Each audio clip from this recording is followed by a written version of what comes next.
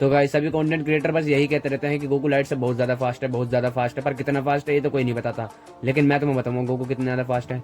तो देखो, जब Goku first time ultra instant में आया था तब गोकू ने अपनी स्पीड से ही वर्ल्ड ऑफ वर्ल्ड को शेक कर दिया, जहाँ पर टाइम स्पेस एग्जिस्ट नहीं करता। गोकू ने उस चीज़ को शेक कर दिया जहाँ पर टाइम स्पेस ही नहीं है, तो गोकू की स्पीड इमेजरेबल हुई, यानी इन्फानाइट हुई।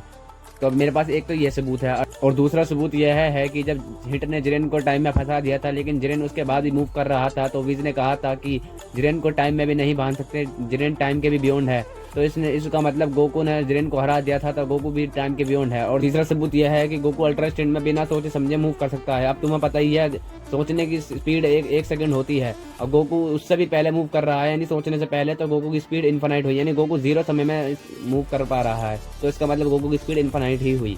अगर तुम्हें यकीन नहीं आ रहा है तो गूगल से पूछ सकते हो। और चौथा प्रूफ यह है कि हिट जो है, जो टाइम को फ्रीज कर सकता है, गोकू ने उसको भी हराया था। गोकू ने उसके टाइम फ्रीज करने के अंदर भी उसको मारा था।